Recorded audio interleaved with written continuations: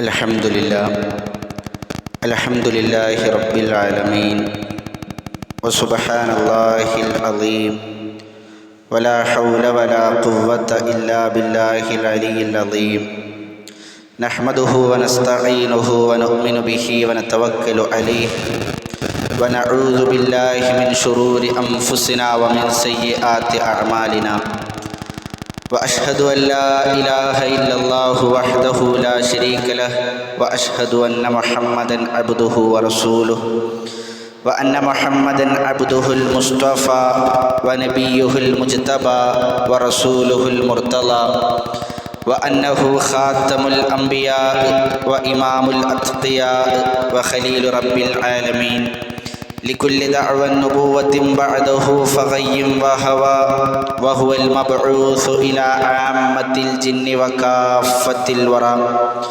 اللهم صل على محمد وعلى آل محمد كما صليت على إبراهيم وعلى آل إبراهيم وبارك على محمد وعلى آل محمد كما باركت على إبراهيم وعلى آل إبراهيم إنك حميد مجيد أما بعد فإن خير الكلام كلام الله وخير الحديث كتاب الله وخير الهدي هدي محمد صلى الله عليه وسلم وشر الأمور محدثاتها وكل محدثة بدعة وكل بدعة ضلالة أعوذ بالله من الشيطان الرجيم بسم الله الرحمن الرحيم يا أيها الذين آمنوا اتقوا الله حق تقاته ولا تموتن إلا وأنتم مسلمون يا أيها الناس اتقوا ربكم الذي خلقكم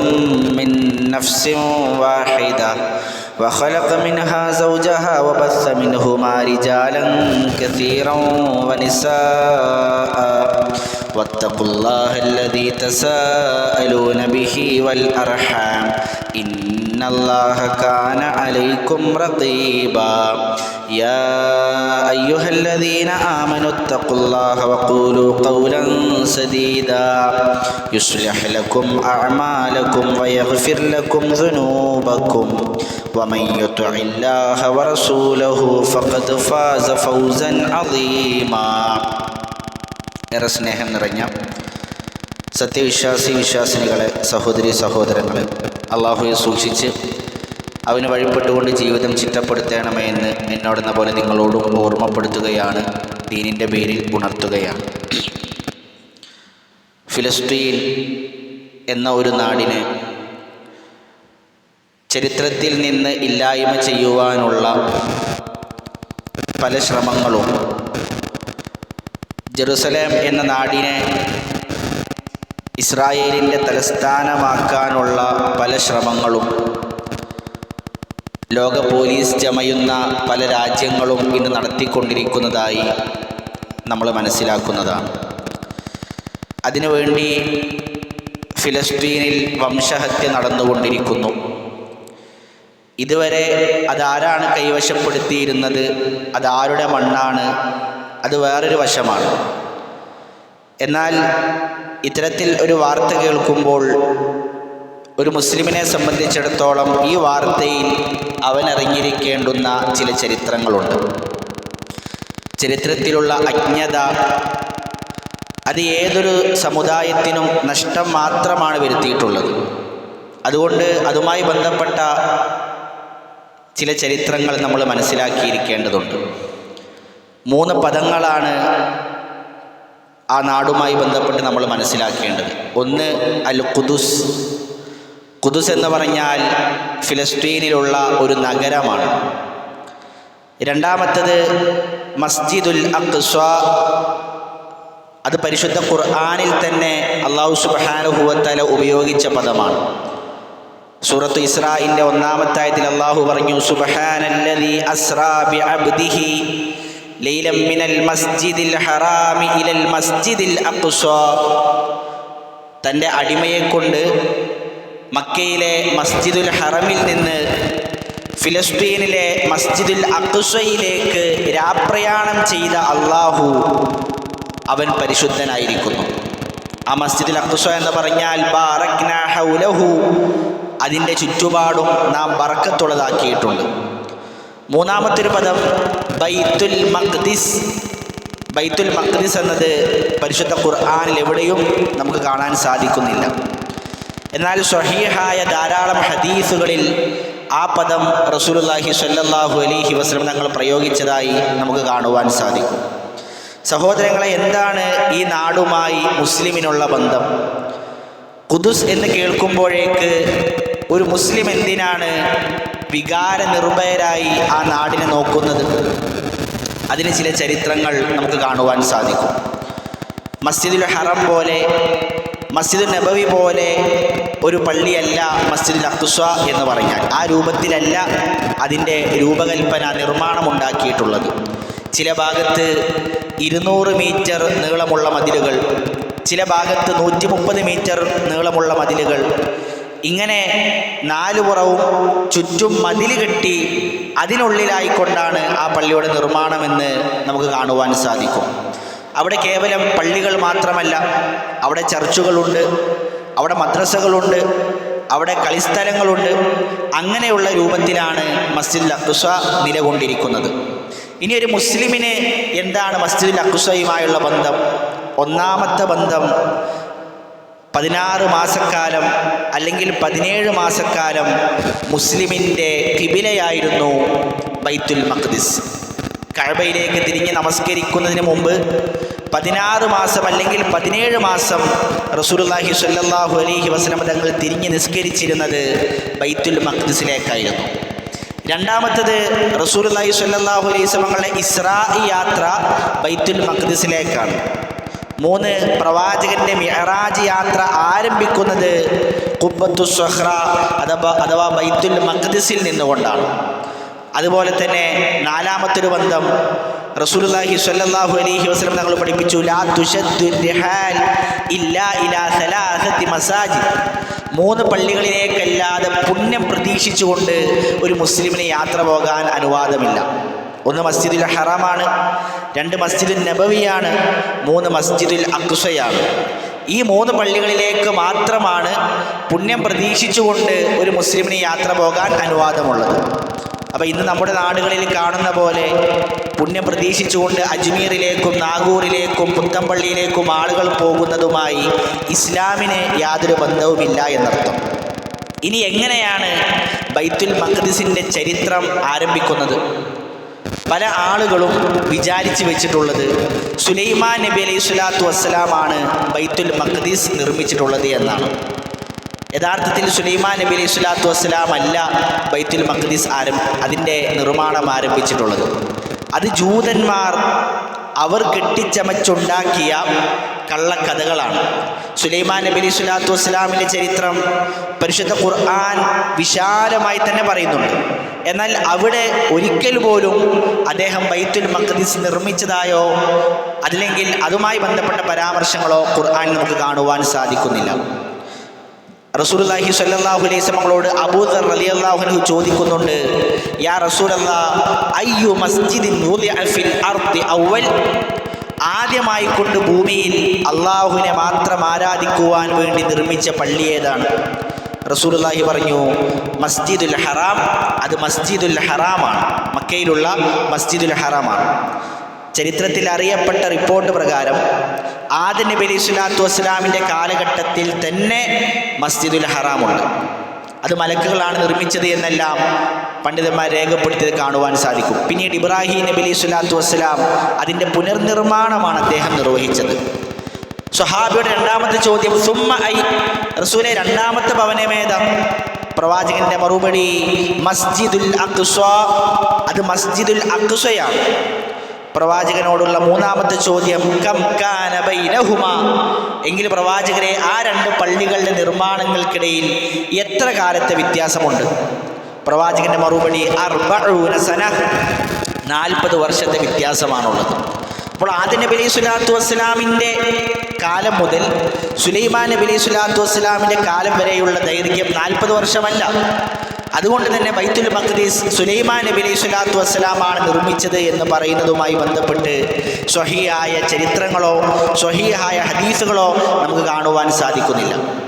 യാക്കൂബ് നബി അലൈഹി സ്വലാത്തു വസ്സലാമിൻ്റെ ചരിത്രം പറയുന്നിടത്ത് അള്ളാഹു സുബ്ഹാനഹു വ തആല പരിശുദ്ധ ഖുർആനിൽ ബൈത്തുൽ മഖ്ദിസിൻ്റെ ചരിത്രം പറയുന്നുണ്ട്. യാക്കൂബ് നബി അലൈഹി സ്വലാത്തു വസ്സലാം അദ്ദേഹമാണ് ഇസ്രായേൽ എന്നറിയപ്പെട്ട പ്രവാചകൻ.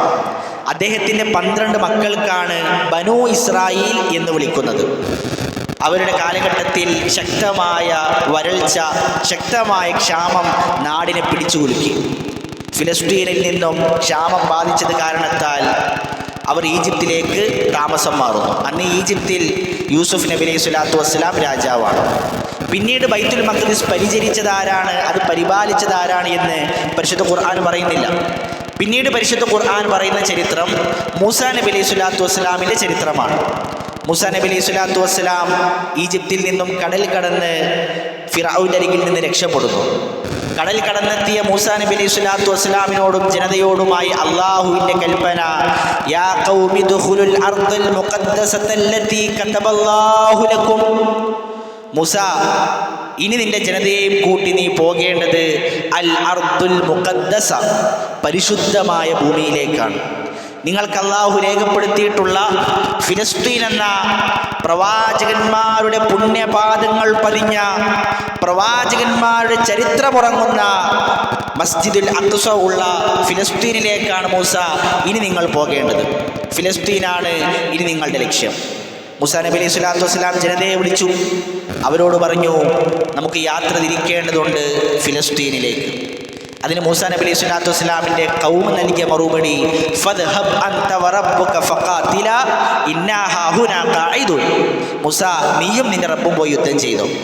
അന്ന് അമാലിക്ക എന്നു പേരുള്ള ശക്തരായ ഒരു വിഭാഗം ആളുകൾ മസ്ജിദുൽ അഖ്സയുടെ അരികിൽ ഫിലിസ്തീനിലുണ്ടായിരുന്നു. അതുകൊണ്ട് തന്നെ അവരോടുള്ള പേടി കാരണത്താൽ മൂസാ നബി സ്വല്ലല്ലാഹു അലൈഹി വസല്ലം ജനത പറഞ്ഞു, മൂസ, നീയും നിന്റെ റബ്ബും പോയി യുദ്ധം ചെയ്തോ, ഞങ്ങൾ ഇവിടെ തന്നെ നോക്കിയിരിക്കാം. ആ നന്ദികേടിൻ്റെ വാക്കുകൊണ്ട് അല്ലാഹു സുബ്ഹാനഹു വ തആല പറഞ്ഞു, ഫഇന്നഹാ മുഹറമത്തുൻ അലൈഹിം 40 സന. 40 വർഷം അവർക്ക് അല്ലാഹു സുബ്ഹാനഹു വ തആല അത് ഹറാമാക്കി. 40 വർഷം തീഹു വനാന്തരത്തിലൂടെ അവർ തെണ്ടിത്തിരിഞ്ഞ് നടന്നു എന്ന് ചരിത്രത്തിൽ കാണുവാൻ സാധിക്കും. അപ്പോൾ മൂസാ നബി അലൈഹി സ്വലാത്തു വസ്സലാം അദ്ദേഹത്തിന് ബൈത്തുൽ മഖ്ദിസിലേക്ക് എത്താൻ സാധിച്ചിട്ടില്ല. എന്നാൽ അദ്ദേഹം വഫാത്താകുന്നതിന് മുമ്പ് പ്രാർത്ഥിച്ചു, അള്ളാഹുവേ, ഒരു കല്ലെറിഞ്ഞാൽ, ബൈത്തുൽ മഖ്ദിസിൽ നിന്നൊരു കല്ലെറിഞ്ഞാൽ എൻ്റെ ഖബറിനരികിലേക്ക് എത്തുന്ന അവസ്ഥയിൽ എൻ്റെ ഖബറിനെ നീ ആക്കണമേ. പിന്നീട് മൂസാ നബി അലൈഹി സ്വലാത്തു വസ്സലാം വഫാത്തായി. അവിടേക്കുള്ള വഴിയിലാണ് അദ്ദേഹത്തിൻ്റെ ഖബർ എന്നെല്ലാം പണ്ഡിതന്മാർ വിശദീകരിക്കുന്നത് കാണുവാൻ സാധിക്കും. അതിനുശേഷം മൂസാ നബി അലൈഹി സ്വലാത്തു വസ്സലാമിൻ്റെ 2 ഭൃത്യന്മാർ, യൂഷ ഇബ്നു നൂൻ, കിലാബ് ഇബ്നു യോഫന്നാൻ, ഇവർ പ്രവാചകന്മാരാണോ അല്ലേ ചരിത്രത്തിലെ അഭിപ്രായങ്ങളുണ്ട്. ഇവരുടെ കാലഘട്ടത്തിൽ പിന്നീട് ബൈത്തുൽ മഖ്ദിസ് മുസ്ലിമീങ്ങളുടെ കൈകളിലേക്ക് വരികയാണ്. പിന്നീട് ദാവൂദ് നബി അലൈഹി സ്വലാത്തു വസ്സലാം, സുലൈമാൻ നബി അലൈഹി സ്വലാത്തു വസ്സലാം, മറിയം അലൈഹി സ്വലാത്തു വസ്സലാം, ഈസാ നബി അലൈഹി സ്വലാത്തു വസ്സലാം, സക്കരിയ നബി അലൈഹി സ്വലാത്തു വസ്സലാം, യഹ്യ നബി അലൈഹി സ്വലാത്തു വസ്സലാം, ഇവരുടെ എല്ലാം ചരിത്രം ബൈത്തുൽ മഖ്ദിസുമായി ബന്ധപ്പെട്ട് കിടക്കുന്നതാണ് എന്ന് പരിശുദ്ധ ഖുർആനും സ്വഹീഹായ ഹദീസുകളും നമുക്ക് പഠിപ്പിച്ചിരുന്നുണ്ട്. പ്രിയമുള്ളവരെ, ഒരല്പം വിശാലമായ ചരിത്രമാണിത്. ഞാനതിൻ്റെ നമ്മൾ മനസ്സിലാക്കിയിരിക്കേണ്ടുന്ന ഏറ്റവും പ്രധാനപ്പെട്ട വശങ്ങൾ മാത്രമാണ് സൂചിപ്പിക്കുവാൻ ഉദ്ദേശിക്കുന്നത്. ലോകത്തിലേക്ക് കടന്നു വന്ന പ്രവാചകന്മാരിൽ അധിക പ്രവാചകന്മാരുടെയും കാൽപാദങ്ങൾ പതിഞ്ഞ, ധാരാളം പ്രവാചകന്മാരുടെ ചരിത്രമുറങ്ങുന്ന പുണ്യഭൂമിയാണ് ഫിലിസ്തീൻ. അവിടെയുള്ള മസ്ജിദുൽ അഖ്സ. പ്രവാചകൻ സല്ലല്ലാഹു അലൈഹി വസല്ലം തങ്ങളാകട്ടെ ജീവിതത്തിൽ ഒരു തവണ മാത്രമാണ് മസ്ജിദുൽ അഖ്സയിലേക്ക് പോയിട്ടുള്ളത്. അത് ഇസ്രാഇൻ്റെ വേളയിലാണ്. അതിനുശേഷം പ്രവാചകൻ സല്ലല്ലാഹു അലൈഹി വസല്ലം തങ്ങൾക്ക് അവിടേക്ക് എത്തിച്ചേരാൻ സാധിച്ചിട്ടില്ല.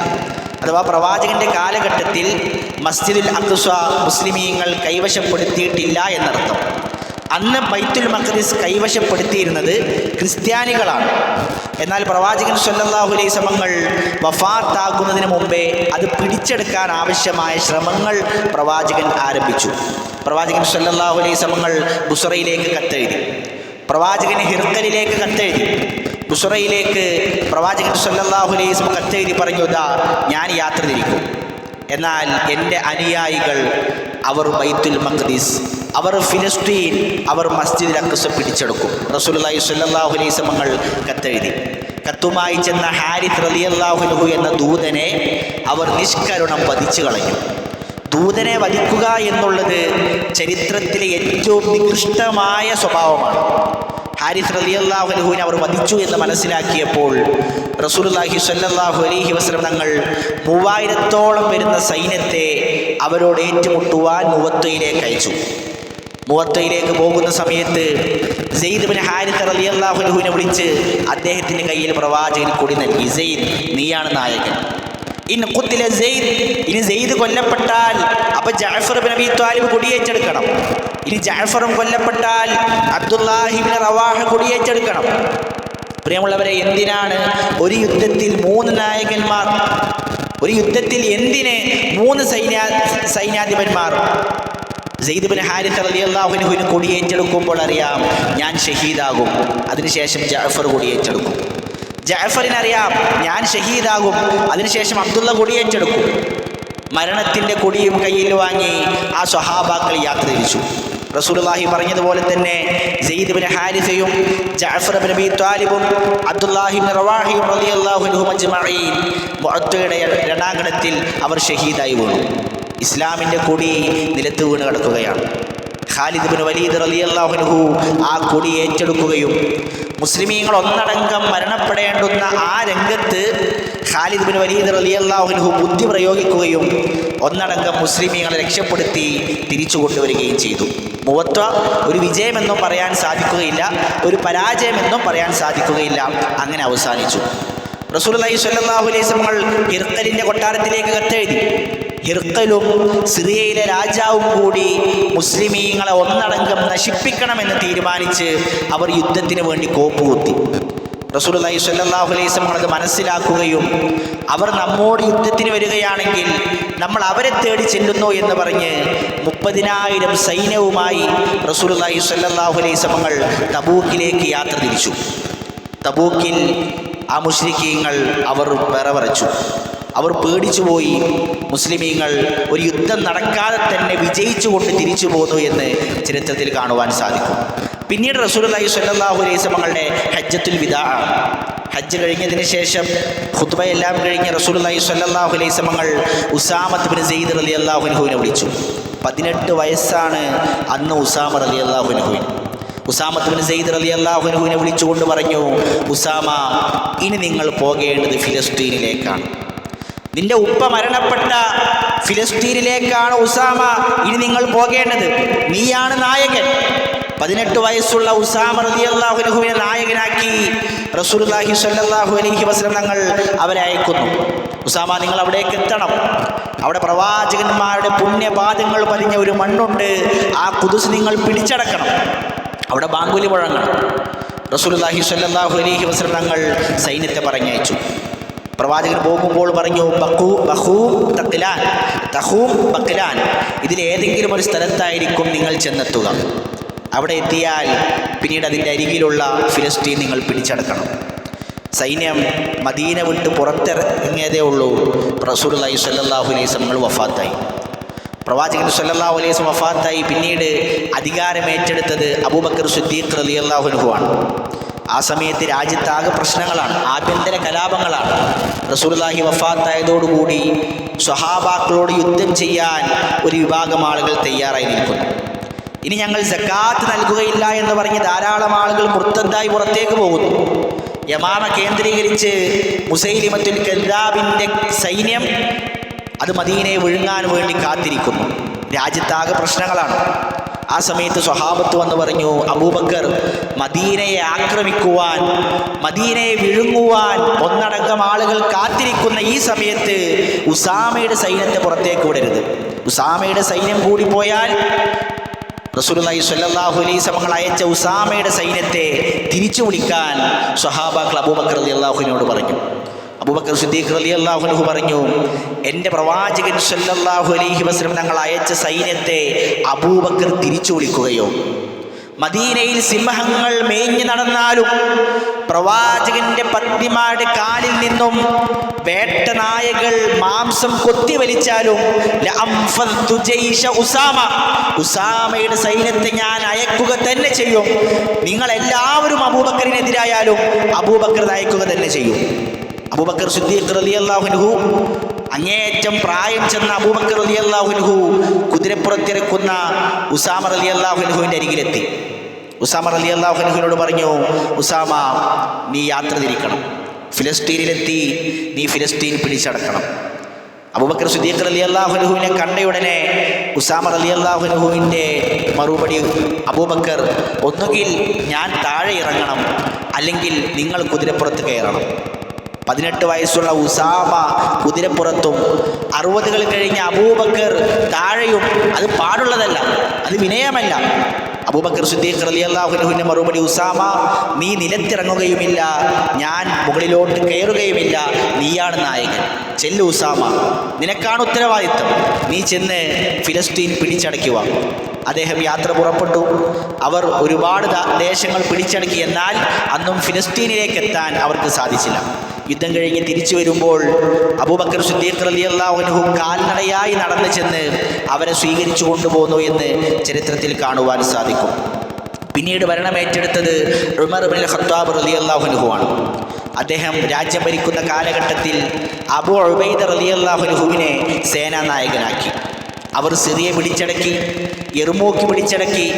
പിന്നീട് അബൂ ഉബൈദയെ വിളിച്ചുകൊണ്ട് ഉമർ റളിയല്ലാഹു അൻഹുവിൻ്റെ മറുപടി, അബൂ ഉബൈദ, ഇനി നിങ്ങൾ പോകേണ്ടത് ഫിലിസ്തീനിലേക്കാണ്, ഈലിയായിലേക്കാണ്, ഖുദ്സിലേക്കാണ് ഇനി നിങ്ങൾ പോകേണ്ടത്. അവിടെ പ്രവാചകന്മാരുടെ പുണ്യപാദങ്ങൾ പതിഞ്ഞ മണ്ണുണ്ട്. അവിടെ ബാങ്കുലി മുഴങ്ങണം. അവിടേക്ക് നിങ്ങൾ യാത്ര തിരിക്കണം.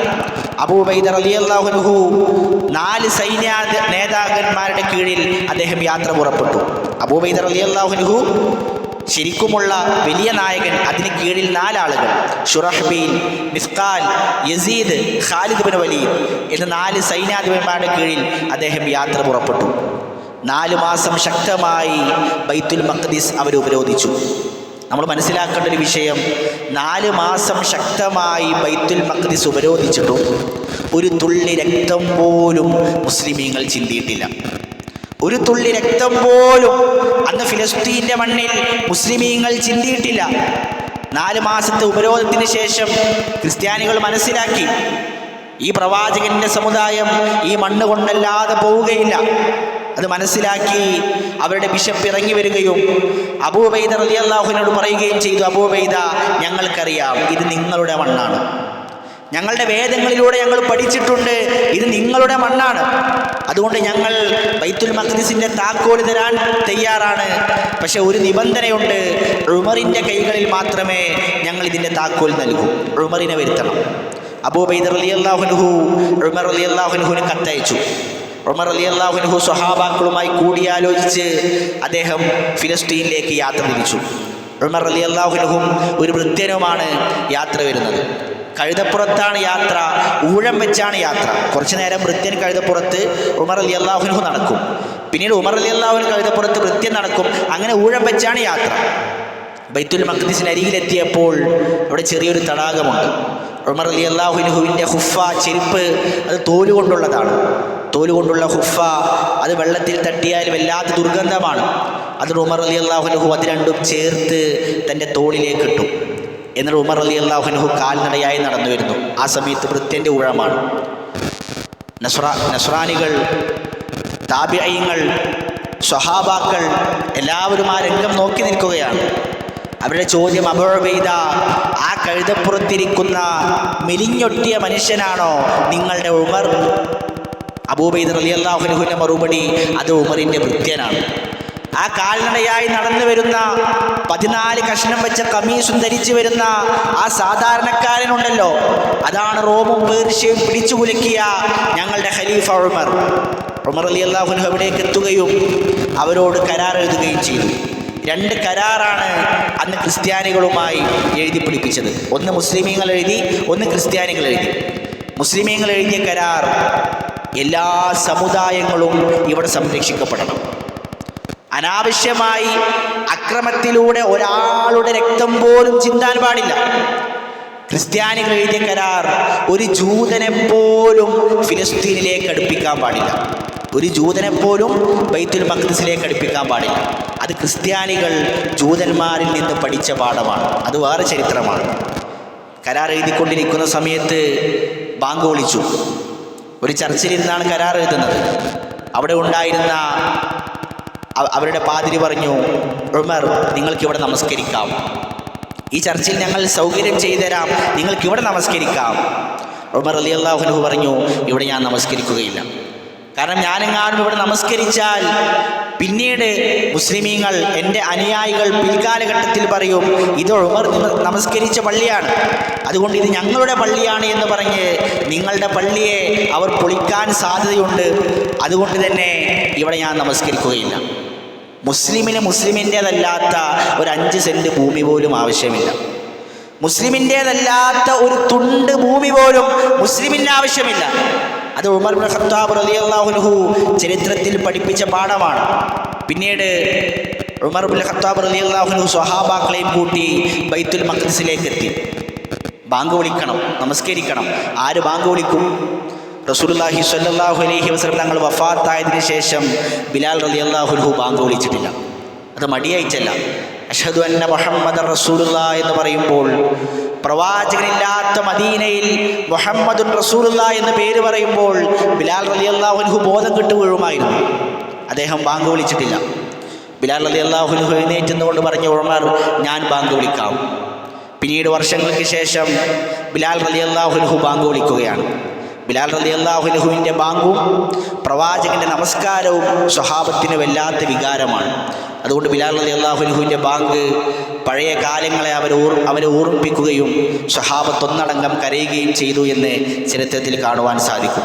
പിന്നീട് അൽഹംദുലില്ലാഹ് റസൂലുള്ളാഹിയുടെ കാലഘട്ടത്തിന് ശേഷം ആദ്യമായി ബൈത്തുൽ മഖ്ദിസ് മുസ്ലിമീങ്ങളുടെ കൈകളിലേക്ക് വരികയാണ്.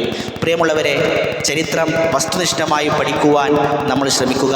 ചരിത്രത്തിലുള്ള അജ്ഞത നമുക്കെന്നും തീരാ നഷ്ടം മാത്രമാണ് കൊണ്ടുതരുന്നത്. അല്ലാഹു സുബ്ഹാനഹു വ തആല അവിടെ പീഡനങ്ങൾ അനുഭവിക്കുന്ന നമ്മുടെ സഹോദരി സഹോദരന്മാർക്ക് നിർഭയത്വം നൽകി അനുഗ്രഹിക്കുമാറാകട്ടെ.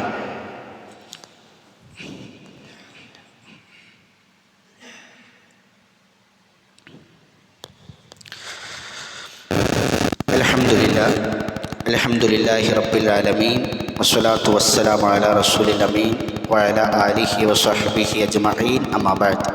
ഒരിക്കൽ കൂടി അള്ളാഹുവെ സൂക്ഷിച്ച് അവന് വഴിപ്പെട്ടുകൊണ്ട് ജീവിതം ചിട്ടപ്പെടുത്തണമെന്ന് എന്നോടെന്ന പോലെ നിങ്ങളോടും ഓർമ്മപ്പെടുത്തുകയാണ്, ദീനിൻ്റെ പേരിൽ ഉണർത്തുകയാണ്.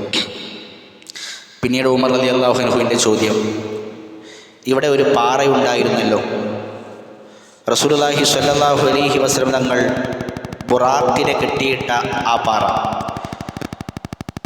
അത് ക്രിസ്ത്യാനികളും ജൂതന്മാരും അവരുടെ അവശിഷ്ടങ്ങൾ കൊണ്ടുവന്നിട്ട് അത് വളരെ വികൃതമാക്കിയിരുന്ന ഒരവസ്ഥയിലായിരുന്നു. ഉമർ റളിയല്ലാഹു അൻഹു തൻ്റെ തട്ടം കൊണ്ട് അതെല്ലാം വൃത്തിയാക്കുകയും സ്വഹാബാക്കൾ അതിന് സഹായിക്കുകയും ചെയ്തു എന്ന് ചരിത്രത്തിൽ കാണുവാൻ സാധിക്കും. പിന്നീട് അബ്ദുൽ മലിക് ബിൻ മർവാൻ അയാളുടെ കാലഘട്ടത്തിൽ അവിടെ ഒരു കുബ്ബ നിർമ്മിക്കുകയാണ്. ചരിത്രത്തിലെ ഏറ്റവും വലിയ അജ്ഞത, മുസ്ലിമീങ്ങളിൽ ഭൂരിപക്ഷം ആളുകൾക്കും മസ്ജിദുൽ അഖ്സ അറിയില്ല എന്നുള്ളതാണ്. ബൈത്തുൽ മഖ്ദിസിൻ്റെ ചിത്രം മുസ്ലിം ഉമ്മത്തിന് അറിയില്ല. ബൈത്തുൽ മഖ്ദിസിൻ്റെ ചിത്രമാണെന്ന് കരുതി പല മുസ്ലിമീങ്ങളും വിചാരിച്ച് വെച്ചിട്ടുള്ളത് ഒരു സ്വർണ്ണ നിറത്തിലുള്ള കുബ്ബ, അതാണ് ബൈത്തുൽ മഖ്ദിസ് എന്നാണ്. നെറ്റിൽ ബൈത്തുൽ മഖ്ദിസ് എന്ന് അടിച്ചു നോക്കിയാൽ ആ ചിത്രമാണ് നമുക്ക് ലഭിക്കുക. പല പുസ്തകങ്ങളുടെയും ചട്ടകളിൽ ബൈത്തുൽ മഖ്ദിസിൻ്റെ ചിത്രമായി കൊടുത്തിട്ടുള്ളത് ആ കുബ്ബയുടെ ചിത്രമാണ്. യഥാർത്ഥത്തിൽ അത് അബ്ദുൽ മലിക് ബിൻ മർവാൻ്റെ കാലഘട്ടത്തിൽ ആ രാജാവ് നിർമ്മിച്ച കുബ്ബയാണ്. അതാണ് ഖുബ്ബത്തു സ്വഖ്റ. റസൂലുള്ളാഹി സ്വല്ലല്ലാഹു അലൈഹി വസല്ലം മിഅ്റാജ് യാത്ര പുറപ്പെട്ട ആ പാറയുടെ മുകളിൽ ഉണ്ടാക്കിയെടുത്ത കുബ്ബയാണത്. അതല്ല ബൈത്തുൽ മഖ്ദിസ്. ബൈത്തുൽ മഖ്ദിസ് അതിനേക്കാൾ പഴക്കം ചെന്ന, എന്നാൽ ഭംഗിക്കൊട്ടും കുറവില്ലാത്ത അതിൻ്റെ പിന്നിലുള്ള ഒരു പള്ളിയാണ് ബൈത്തുൽ മഖ്ദിസ് എന്ന് പറഞ്ഞാൽ. ഇവിടെ നമ്മൾ മനസ്സിലാക്കേണ്ട പ്രധാനപ്പെട്ട ഒരു വിഷയം, ഞാൻ പറഞ്ഞു 4 മാസം മുസ്ലിമീങ്ങൾ ബൈത്തുൽ മഖ്ദിസ് ഉപരോധം ചെയ്തിട്ടും ഒരു തുള്ളി രക്തം പോലും മുസ്ലിമീങ്ങൾ അന്ന് ചിന്തിയിട്ടില്ല. ക്രിസ്ത്യാനികൾ അത് മുസ്ലിമീങ്ങൾക്ക് അവർ ബൈത്തുൽ മഖ്ദിസ് നൽകാനുള്ള കാരണം അവർക്കറിയാം, അവരവരുടെ വേദങ്ങളിലൂടെ പഠിച്ചിട്ടുണ്ട്, ഇത് മുസ്ലിമിൻ്റെ മണ്ണാണ്. ഇനി ജൂതന്മാർക്ക് തിരിച്ചു നൽകണമെങ്കിൽ അത് ജൂതന്മാരുടെ കൈകളിൽ നിന്നല്ല മുസ്ലിമീങ്ങൾ മേടിച്ചിട്ടുള്ളത്. അതുകൊണ്ട് തന്നെ ചരിത്രം അറിയാതെ, ചരിത്രം പഠിക്കാതെ അത് ജൂതൻ്റെ മണ്ണാണെങ്കിൽ തിരിച്ചു കൊടുത്തള, എന്തിനാ വെറുതെ തല്ലുംപൊടി ഉണ്ടാക്കാൻ നിൽക്കുന്നത് എന്ന രൂപത്തിലുള്ള വർത്തമാനം ഒരു മുസ്ലിമിൻ്റെ നാവിലൂടെ വരാൻ പാടുള്ളതല്ല. അത് മുസ്ലിമിൻ്റെ മണ്ണാണ്. അത് പ്രവാചകന്മാരുടെ കാൽപാദങ്ങൾ പതിഞ്ഞ മണ്ണാണ്. അത് മുസ്ലിമീങ്ങൾക്ക് പുണ്യം പ്രതീക്ഷിച്ചുകൊണ്ട് യാത്ര പോകാനുള്ള പള്ളി ഉറങ്ങുന്ന മണ്ണാണ്. ആ മണ്ണ് മുസ്ലിമീങ്ങളുടെ മണ്ണാണ്. പിന്നീട് അബ്ബാസികളുടെ കാലഘട്ടത്തിൽ ഇസ്ലാമിക രാജ്യങ്ങൾ ക്ഷയിക്കുകയും രാജാക്കന്മാർ അവർ സുഖലോലുപരാവുകയും അതോടുകൂടി ക്രിസ്ത്യാനികൾ ബൈത്തുൽ മഖ്ദിസ് തിരിച്ചു പിടിക്കുകയും ചെയ്തു. ഹിജ്റ 5-ാം നൂറ്റാണ്ട് മുതൽ 7-ാം നൂറ്റാണ്ട് വരെ 200 വർഷം കുരിശുദ്ധങ്ങളാണ്. കുരിശുദ്ധം എന്ന് പറഞ്ഞാൽ അതൊരു ആലങ്കാരിക പ്രയോഗമല്ല. മുസ്ലിമീങ്ങളുടെ രക്തം ഞെരിയാണി വരെ ഫിലിസ്തീൻ്റെ മണ്ണിൽ തളം കെട്ടിക്കിടന്നു. 200 വർഷത്തെ അതിശക്തമായ യുദ്ധങ്ങൾ, 15ഓളം യുദ്ധങ്ങൾ. ലൈബ്രറികൾ തകർക്കപ്പെട്ടു, മദ്രസകൾ തകർക്കപ്പെട്ടു. ഒരു ജനതയെ മുഴുവനായി ഉന്മൂലനാശനം ചെയ്യാനുള്ള ഒരു ശ്രമം അവിടെ നടന്നു എന്ന് കാണുവാൻ സാധിക്കും. അങ്ങനെയാണ് ക്രിസ്ത്യാനികൾ മുസ്ലിമീങ്ങളുടെ കൈകളിൽ നിന്ന് അത് തിരിച്ചു പിടിച്ചത്. പിന്നീട് 88 വർഷങ്ങൾക്ക് ശേഷം 1187 സുൽത്താൻ സലാഹുദ്ദീൻ അയ്യൂബി റഹിമഹുല്ല ബൈത്തുൽ മഖ്ദിസ് പിടിച്ചെടുത്തു. ക്രിസ്ത്യാനികളുടെ കൈകളിൽ നിന്ന് അദ്ദേഹം അത് മുസ്ലിമീങ്ങൾക്ക് തന്നെ തിരിച്ചു മേടിച്ചു. ആ കാലഘട്ടത്തിൽ മുസ്ലിമീങ്ങളുടെ കൈകളിൽ എല്ലാമുണ്ട്, ആയുധങ്ങളുണ്ട്, ആളുകളുണ്ട്. ക്രിസ്ത്യാനികൾ കുരിശുദ്ധം നടത്തിയതിന് പ്രതികാരം ചെയ്യാനുള്ള എല്ലാമുണ്ട്. എന്നാൽ സലാഹുദ്ദീൻ അയ്യൂബി റഹിമഹുല്ല അന്ന് പ്രതികാരം ചെയ്തിട്ടില്ല, ഒരാളുടെയും തല വെട്ടിയിട്ടില്ല, എല്ലാവർക്കും അന്ന് മാപ്പ് നൽകി. അതാണ് മുസ്ലിമിൻ്റെ വിശ്വാസം എന്ന് പറഞ്ഞാൽ, അതാണ് മുസ്ലിമിൻ്റെ വിട്ടുവീഴ്ച എന്ന് പറഞ്ഞാൽ, അതാണ് ഇസ്ലാം സമാധാനത്തിൻ്റെ മതമാണ് എന്ന് പറഞ്ഞാൽ. പ്രിയമുള്ളവരെ, പിന്നീട് 1967 മുസ്ലിമീങ്ങളുടെ കൈകളിൽ നിന്ന് വീണ്ടും അത് മറ്റുള്ളവരിലേക്ക് പോവുകയാണ്. ഇന്നും ചരിത്രം ആ രൂപത്തിൽ തന്നെ നടന്നുകൊണ്ടിരിക്കുകയാണ് എന്ന് നമുക്ക് കാണുവാൻ സാധിക്കും. ഇൻഷാ അല്ലാഹ് റസൂലുള്ളാഹി സ്വല്ലല്ലാഹു അലൈഹി വസല്ലമയുടെ പ്രവചനപ്രകാരം ഇനിയും ബൈത്തുൽ മഖ്ദിസ് മുസ്ലിമീങ്ങളുടെ കൈകളിലേക്ക് വരും. ബൈത്തുൽ മഖ്ദിസിന്റെ വിജയം വരാതെ ഖിയാമത്ത് നാൾ സംഭവിക്കുകയില്ല. അത് റസൂലുള്ളാഹി സ്വല്ലല്ലാഹു അലൈഹി വസല്ലമയുടെ തെറ്റാത്ത പ്രവചനമാണ്. നമ്മൾ ആലോചിക്കും, എന്തിനു വേണ്ടിയാണ് ജൂതന്മാർ അവർ ഇസ്രായേൽ എന്ന നാട് കെട്ടിപ്പണിത് എല്ലാവരും അവിടേക്ക് വരുന്നത്? അവിടെ നിന്ന് അള്ളാഹുവിന് എല്ലാവരെയും മാറ്റിക്കൂടെ? പ്രിയമുള്ളവർ, അവസാന കാലഘട്ടത്തിൽ ഈസാ നബി അലൈഹി സ്വലാത്തു വസ്സലാം ഇറങ്ങും. ഇന്ന് മുസ്ലിമീങ്ങൾക്ക് പരിക്കേൽപ്പിക്കുന്നതിനേക്കാൾ, ഇന്ന് മുസ്ലിമീങ്ങളെ കൊന്നൊടുക്കുന്നതിനേക്കാൾ ശക്തമായി അന്ന് ഈസാ നബി അലൈഹി സ്വലാത്തു വസ്സലാം പോരാടും. റസൂലുള്ളാഹി സ്വല്ലല്ലാഹു അലൈഹി വസല്ലം തങ്ങൾ പറഞ്ഞില്ലേ, ഒരു കല്ലിൻ്റെ പിറകിൽ, ഒരു മരത്തിൻ്റെ പിറകിൽ അവർ ഓടി ഒളിക്കുമ്പോൾ, യാ അബ്ദല്ലാ യാ മുസ്ലിം തആൽ, ഓ മുസ്ലിമേ വാ, എൻ്റെ പിറകിൽ ഒരു ജൂതനുണ്ട്, കൊന്നുപോയെന്ന് പറയുമെന്ന് റസൂലുള്ളാഹി സ്വല്ലല്ലാഹു അലൈഹി വസല്ലം പഠിപ്പിച്ചു. അന്ന് ഇതിനെല്ലാം ഈസാ നബി അലൈഹി സ്വലാത്തു വസ്സലാം മുസ്ലിമീങ്ങളും പകരം വീട്ടുമെന്ന് നമുക്ക് ചരിത്രത്തിൽ കാണുവാൻ സാധിക്കും. അന്ന് യുദ്ധം ചെയ്യുന്നതിന് വേണ്ടി എല്ലാവരെയും അല്ലാഹു സുബ്ഹാനഹു വ തആല അടിച്ചടിച്ച് ഒരു നാട്ടിലേക്ക് കൊണ്ടുവരികയാണ്. അവിടെ വെച്ചുകൊണ്ട് എല്ലാവരെയും ഈസാ നബി അലൈഹി സ്വലാത്തു വസ്സലാം തകർത്ത് തരിപ്പണമാക്കുമെന്ന് നമുക്ക് മനസ്സിലാക്കുവാൻ സാധിക്കും. പ്രിയമുള്ളവരെ, ബൈത്തുൽ മഖ്ദിസ് അതുമായി ബന്ധപ്പെട്ട ഒരു ചെറിയ ചരിത്രം മാത്രമാണ് നമ്മൾ മനസ്സിലാക്കിയത്. അതിൻ്റെ ചതിയുടെ ചരിത്രം വേറെയുണ്ട്, അതിൻ്റെ രാഷ്ട്രീയ കളികൾ വേറെയുണ്ട്, രാജാക്കന്മാരുടെ കളികൾ വേറെയുണ്ട്, ജൂതന്മാരുടെ തന്ത്രങ്ങൾ വേറെയുണ്ട്. നമ്മൾ അതിൻ്റെ പ്രധാനപ്പെട്ട ചില വശങ്ങൾ മാത്രമാണ് മനസ്സിലാക്കിയിട്ടുള്ള. ചരിത്രം യഥാർത്ഥ രൂപത്തിൽ പഠിച്ച് മനസ്സിലാക്കുവാൻ നമ്മൾ ശ്രമിക്കുക. അല്ലാഹു സുബ്ഹാനഹു വ തആല ആ നാട്ടിൽ നിർഭയത്വത്തോടുകൂടി സുജൂദുകൾ അർപ്പിക്കുവാനും അള്ളാഹുവിന് വേണ്ടി ദിക്റുകൾ എടുക്കുവാനും അള്ളാഹുവിന് വേണ്ടി ആരാധനകൾ ചെയ്യുവാനുമുള്ള തൗഫീഖ് ആ നാട്ടുകാർക്ക് നൽകി അനുഗ്രഹിക്കുമാറാകട്ടെ. ആ ഫിലിസ്തീൻ എന്ന മണ്ണിൽ നിർഭയത്വത്തോടുകൂടി, സമാധാനത്തോടുകൂടി, സന്തോഷത്തോടുകൂടി ജീവിക്കുവാൻ മുസ്ലിമീങ്ങൾക്ക് അള്ളാഹു സുബ്ഹാനഹു വ തആല തൗഫീഖ് നൽകി അനുഗ്രഹിക്കുമാറാകട്ടെ. അള്ളാഹു ലോകത്തിൻ്റെ വിവിധ ഭാഗങ്ങളിൽ പ്രയാസങ്ങൾ അനുഭവിക്കുന്ന ഞങ്ങളുടെ സഹോദരി സഹോദരന്മാരുണ്ട്. അവർക്കെല്ലാം നീ നിർഭയത്വവും സമാധാനവും നൽകി അനുഗ്രഹിക്കണമേ. ഞങ്ങൾ മരണപ്പെട്ടുപോയ ഖബറുകൾ നീ വിശാലമാക്കി കൊടുക്കണമേ. അവരെയും ഞങ്ങളെയും നിന്റെ ജന്നാത്തുൽ ഫിർദൗസിൽ ഒരുമിച്ച് കൂട്ടി അനുഗ്രഹിക്കണമേ. രോഗം കൊണ്ട് ബുദ്ധിമുട്ടുന്ന രോഗങ്ങൾ നീ ശിഫയാക്കി കൊടുക്കണമേ. കടം കൊണ്ട് ബുദ്ധിമുട്ടുന്ന കടങ്ങൾ നീ ദൂരീകരിച്ചു കൊടുക്കണമേ. റബ്ബന ആതിന ഫിദ്ദുനിയ ഹസനതൻ വഫിൽ ആഖിറതി ഹസനതൻ വഖിനാ അദാബന്നാർ. റബ്ബന തഖബ്ബൽ മിന്നാ ഇന്നക അൻതസ് സമീഉൽ അലീം വതുബ് അലൈനാ ഇന്നക അൻതത് തവ്വാബുർ റഹീം. അല്ലാഹുമ്മ ഇഗ്ഫിർ ലിൽ മുഅ്മിനീന വൽ മുഅ്മിനാത്ത് വൽ മുസ്ലിമീന വൽ മുസ്ലിമാത്ത് വൽഹംദുലില്ലാഹി റബ്ബിൽ ആലമീൻ.